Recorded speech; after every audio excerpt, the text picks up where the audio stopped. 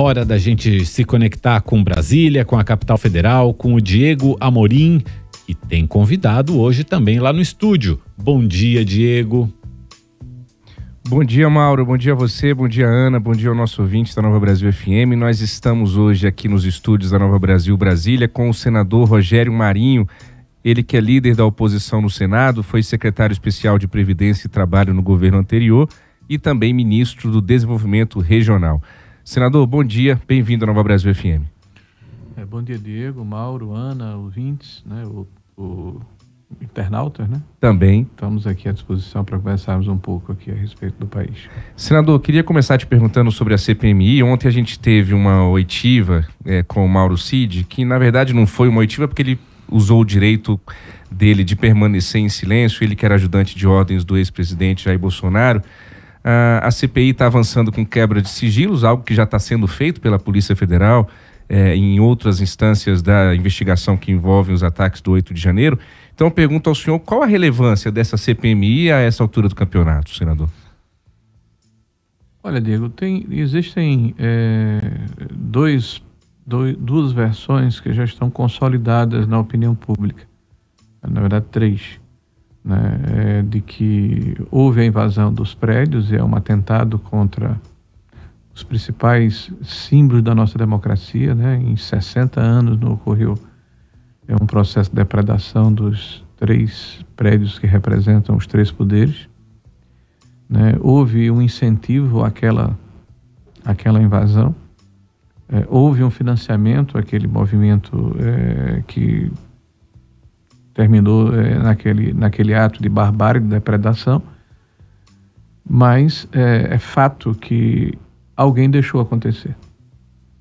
E isso aconteceu ou por dissídia, né, por imperícia, por incompetência ou por dolo. Né? E eu acho que essa CPMI ela tem essa missão. Até porque o próprio STF, né, tem, junto com a Polícia Federal, com o Ministério Público, né, já envidado esforços na direção das outras 3 linhas. Né, mas mesmo com as imagens que foram mostradas publicamente pela televisão, mostrando que o ministro do GSI estava no local praticamente aparvalhado, né, sem entender o que estava acontecendo, que ele havia sido avisado com antecedência, bem como o ministro da Justiça também foi avisado. Né, infelizmente aconteceu aquele fato que, sem dúvida nenhuma, tem que ser repudiado por todos nós. Eu quero lembrar que nós estamos em Brasília há mais de 60 anos. Brasília tem mais de 60 anos. Em nenhum momento da história do Brasil, por mais complicado que esses momentos fossem, aconteceu um movimento como esse, e caracterizado por mulheres idosas, por senhores idosos, por crianças. Então, não ter um aparato de segurança que impedisse que esses fatos acontecessem realmente é muito estranho, e a CPMI certamente vai se debruçar sobre esses fatos e elucidá-los. Mauro? Senador Rogério Marinho, muito obrigado por estar aqui com a gente, um bom dia. Senador, o seu partido, em relação à reforma tributária na Câmara, o PL, ele votou, a maioria dos deputados do PL votaram contra a reforma tributária, mas houve 20 votos favoráveis, e depois o jornal O Globo revelou uma série de troca de mensagens entre deputados do PL, discussões internas. O partido tá desunido, tá sem um norte de como vai conduzir a oposição ao governo, senador? Mauro, o PL é o maior partido do Brasil hoje. As pessoas falam um pouco a respeito disso, mas é um fato. 20% da Câmara Federal, aproximadamente, em torno de 15 senadores que hoje foram reduzidos pelas circunstâncias da vontade deles para em torno de 12 ou 13 senadores. Né? Então, nós somos hoje a maior agremiação do país, fruto justamente das eleições passadas. Nós vamos ter eleições municipais daqui a 1 ano e meio, e eleições gerais daqui a 3 anos e meio, e eu não tenho dúvida que essa tendência vai se consolidar. Eu estava conversando com o Diego antes de começarmos o nosso bate-papo aqui, E eu dizia a ele que a direita que estava no armário, ela saiu do armário, ela está hoje consolidada no país. O que ela precisa fazer é justamente dar essa organicidade partidária, né, que não é hábito no Brasil, com raríssimas exceções. Os partidos naturalmente precisam discutir internamente quais são as suas diferenças, quais são os seus pontos de vista, e depois precisam sair unidos. Se o seu ponto de vista for eventualmente superado numa discussão partidária, em nome dessa unidade partidária, é interessante e é importante que os parlamentares se posicionem em função do que a maioria do partido decidiu. Eu particularmente tenho essa disciplina partidária desde que ingressei na vida pública. Em vários momentos eu tive meus pontos de vistas vencidos em discussões internas e aderia ao que a maioria decidiu, desde que não fosse uma afronta, um assinte ao que eu penso, ao que eu acredito. Em relação especificamente à reforma tributária, é importante colocar que os 2 projetos que tramitavam no Congresso Nacional, tanto no Senado como na Câmara, foram apresentados por ocasião da administração do presidente Bolsonaro. A nossa resignação se deu pela forma como a votação se deu. Eu quero lembrar a vocês que estão nos ouvindo agora que o projeto, apesar de estar sendo discutido há muito tempo, ele foi formatado a 10 minutos do início do processo legislativo, às 7 horas da noite. E 3 horas depois houve uma aglutinativa. Ao longo desse período, dos 2 ou 3 últimos dias que antecederam a votação, o relator conversou com dezenas de grupos econômicos diferentes, com governadores de estados, de diferentes regiões do país, com prefeitos, levando em consideração as suas gradações de grandes e pequenas cidades, com o setor de serviços, agropecuária, Abras, e cedeu a todos os pleitos que foram feitos. E note, eu acho que isso é importante, não foi muito divulgado, aliás, não foi divulgado. O governo federal não acompanhou essa discussão. Então, todas as concessões que foram feitas não passaram pelo crivo da Receita Federal, do Ministério do Planejamento, do Ministério da Fazenda, para se verificar quais são os impactos que isso vai causar, né, na questão de tributos no país. Nós estamos com um risco aí de termos uma carga tributária acima da que é praticada hoje, que vai penalizar principalmente quem trabalha, quem empreende nesse país, que é a classe média, que é o pequeno, o microempreendedor, que vai ter aí majorado de forma violenta a sua carga tributária, e essa é a nossa preocupação. Nós defendemos uma reforma tributária com simplificação de impostos, essa levou isso em consideração. Mas nós defendemos uma reforma tributária com descentralização, isso não foi feito. Nós defendemos uma reforma tributária com diminuição de carga tributária, porque foi o que fizemos no governo do presidente Bolsonaro. Mais de 4.000 itens tiveram seus impostos reduzidos e houve um aumento da arrecadação pelo aumento da base, pela diminuição da elisão. É isso que nós defendemos. Senador, o nosso analista de política, o jornalista João Gabriel de Lima, está aqui com a gente, também tem uma pergunta para o senhor. João, bom dia. Bom dia, Mauro, bom dia, Diego, bom dia, senador. Obrigado aí por ter comparecido ao programa. A minha pergunta é a seguinte, por tudo isso que o senhor colocou relativo à reforma tributária, à oposição que o PL faz à reforma tributária, qual vai ser a estratégia do PL no Senado agora que a reforma vai para lá? João, bom dia, obrigado pela pergunta. Nós, na verdade, vamos e já estamos nos debruçando sobre o texto. Agora existe um texto, né? Finalmente apareceu a margarida, né? Então, nós fizemos um grupo de trabalho composto por economistas, por técnicos de diferentes áreas, inclusive, evidentemente, da área de tributação, né? E estamos debruçados sobre a reforma para esmiuçá-la. Nós sempre fomos favoráveis, o PL e quem trabalha como nós trabalhamos, com uma perspectiva de uma política mais liberal na área econômica, né, de modificarmos o sistema tributário brasileiro para torná-lo mais simplificado, menos burocrático, menos invasivo e que haja de fato justiça tributária no nosso país. Então, o que nós vamos fazer é levarmos ao relator o senador Eduardo Braga, as nossas preocupações com as eventuais incongruências que o texto, porventura, possa apresentar. E eu digo isso com todo respeito ao relator Aguinaldo, que conheço há quase 12 anos, compartilhei com ele o assento na Câmara de Deputado, reconheço a sua capacidade de elaborar, de transigir, de negociar. Apenas a forma assodada que se deu, né, a votação certamente vai gerar uma série de incongruências. Então nós vamos buscar implementar esse trio, eu diria, de conceitos que eu já mencionei anteriormente. Que seja uma reforma tributária que simplifique os impostos.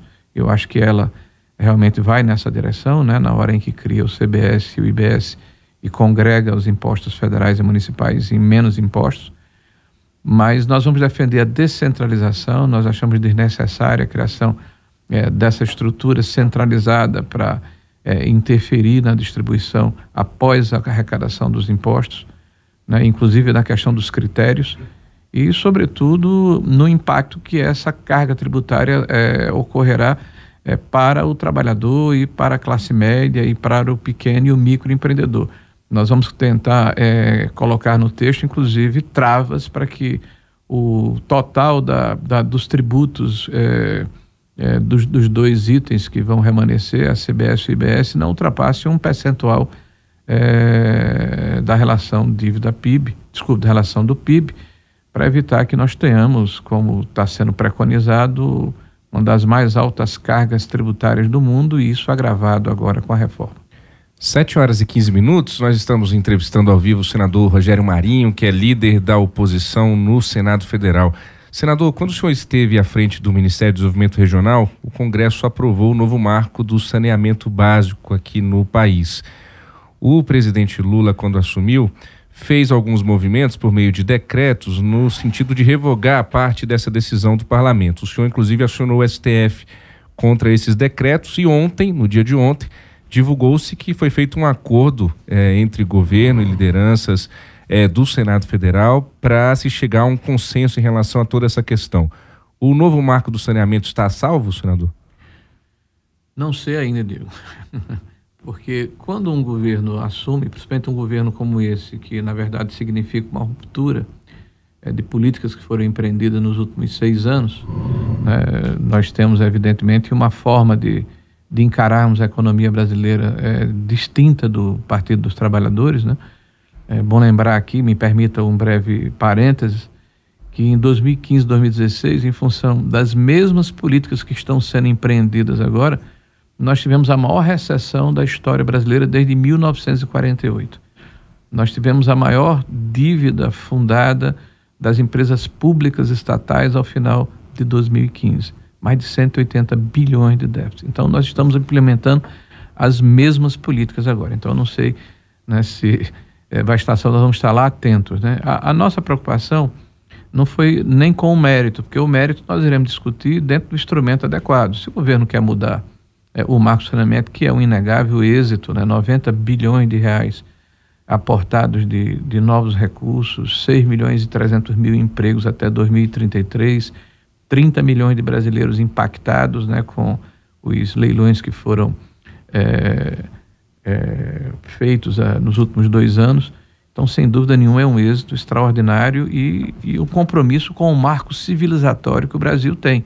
100 milhões de brasileiros sem esgoto é um desastre para o país, é um escárnio para com a população brasileira, que tem, inclusive, ela mais desassistida, doenças endêmicas e crônicas que já foram erradicadas de países menos desenvolvidos do que o Brasil e que afetam principalmente as crianças. Então, o que o governo fez foi, por exemplo, permitir, através desse decreto, contra o espírito da lei, que as estatais estaduais pudessem intervir sem licitação nas regiões metropolitanas e nas áreas regionalizadas do país. Isso está contra o espírito da lei.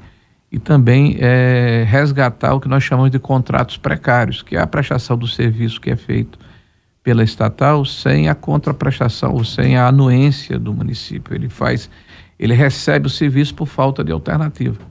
Então, a lei já havia afastado essa situação como se fosse possível se colocar como acervo das empresas estatais que precisavam demonstrar o equilíbrio econômico-financeiro, né, para estarem à frente desses compromissos de universalização da água e do esgoto até 2033.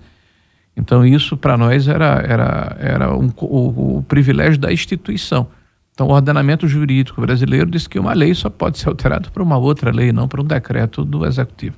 Então foi o que ontem nós celebramos. Agora o governo, por exemplo, dentro do decreto de regulamentação, né, permite que pequenos municípios que ainda não foram regionalizados recebam recursos do Orçamento Geral da União até 2025, que nós concordamos, aumenta o percentual de PPPs na elaboração desses consórcios, né, que serão oferecidos à iniciativa privada, o que nós concordamos também, né, mas estabelece novo prazo para que essas empresas estatais possam provar sua eficiência do ponto de vista econômico-financeiro, o que, na minha opinião, é uma mera tergiversação, é uma procrastinação que afeta e atinge a população brasileira que está cansada de esperar a água e esgoto, e essas companhias ineficientes, não todas, aquelas que ainda não conseguiram demonstrar isso, continuam, na verdade, prestando um desserviço à nação brasileira. Mauro? Senador, eu queria, até para encerrar aqui da minha parte, voltar para a questão da política. O senhor falou agora há pouco que a direita saiu do armário e precisa se organizar em torno de determinadas convergências. Como é que fica esse rearranjo das forças de direita com a inelegibilidade do ex-presidente Jair Bolsonaro? Bom, primeiro dizer que, na minha opinião, a inelegibilidade do presidente é, sem dúvida nenhuma, uma violência política. Tá? Eu acredito que o motivo que originou, né, a sua inelegibilidade me parece absolutamente excessivo para retirar um ex-presidente da vida pública. Ou seja, uma reunião com embaixadores, que é uma missão precípua do presidente da República, e vale lembrar que 2 meses antes o presidente do Tribunal Superior Eleitoral, que não tinha essa atribuição, reúne embaixadores também para falar também do sistema eleitoral brasileiro. E dito isso, é importante colocar que nós estamos passando por um momento muito difícil, né, em que valores que considero essenciais e que sempre nortearam a nossa sociedade estão sob risco de, a palavra da moda, relativização. É isso aí, né? Então está se relativizando a democracia, se relativizando a liberdade, se relativizando a inviolabilidade dos mandatos, né? Que é um pilar fundamental da atividade parlamentar e da essência da nossa democracia. Então o que é que nos une? É a defesa de um enorme corolário de realizações nos últimos 6 anos, que retirou o Brasil de uma situação extremamente temerária, de desastre econômico, social, de credibilidade, de crise reputacional, né, e colocou o Brasil nos trilhos do crescimento, de tal forma que hoje nós ainda estamos sentindo os efeitos do tracionamento feito nos últimos 6 anos, né, com a atividade econômica com um nível bastante razoável ainda. Nós vamos aguardar agora o final do ano, quando a questão fiscal vai ficar em evidência, se o governo vai cumprir a questão do déficit e os objetivos que ele mesmo traçou por ocasião da votação do arcabouço, e vamos ver como é que fica a questão dos índices econômicos em função dessa situação. Então isso nos une, né? Defesa das mudanças, das transformações, das reformas, né? Da simplificação, da desburocratização do Estado que foram feitas nos últimos 6 anos. E valores que dizem respeito à proteção à família, à vida, à liberdade, né, ao exercício livre da sua condição de religião. Então são valores caros à direita, uma direita liberal na economia e conservadora no que tange aos valores, entendendo que as mudanças precisam acontecer, mas não na destruição da nossa sociedade para se colocar no lugar alguma coisa que ninguém sabe bem o que é, né? Na defesa da propriedade. Então são esses valores, esses fundamentos que nos unem e que precisam ser trabalhados com um conjunto de pessoas, e que muitas delas ainda têm um pouco de dificuldade de conviver com a liturgia do processo político, e de fato exageram, né? Mas porque são pessoas que vieram do seio da sociedade e estão imersas nessa nova cultura, que é a cultura das redes sociais. Senador, nosso tempo já estourou. Só para concluir bem rapidinho, vou pedir uma resposta rápida do senhor. Para além da reforma tributária, qual vai ser a prioridade do Senado Federal e do Parlamento na volta do recesso parlamentar? Olha, eu acho que o grande desafio que nós temos pela frente é justamente mantermos as conquistas econômicas que foram conseguidas nos últimos 6 anos. Os próximos 6 meses vão ser importantíssimos, porque a reforma tributária, note bem, ela tem uma transição longeva e ela só começa efetivamente em 2026. Então talvez seja esse o motivo do governo não ter acompanhado nem priorizado essa reforma por ocasião da sua tramitação na Câmara Federal. Então nós temos uma enorme responsabilidade para com o país, porque essa é uma política de Estado, não é a política de um partido ou de um segmento político, qualquer que seja ele. Senador Rogério Marinho, líder da oposição no Senado, muito obrigado pela presença aqui na Nova Brasil FM. Senador, até uma próxima. Bueno, obrigado a vocês aí, obrigado pela oportunidade. Mauro? Eu também agradeço ao senador Rogério Marinho, líder do PL no Senado, lidera a oposição no Senado. Muito obrigado.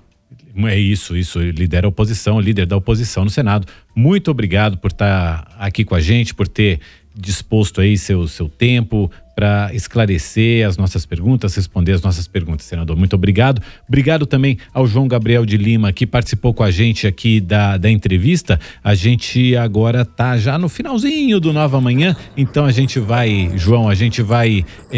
deixar o teu comentário para a semana que vem, mas obrigado por ter participado aqui com a gente, João.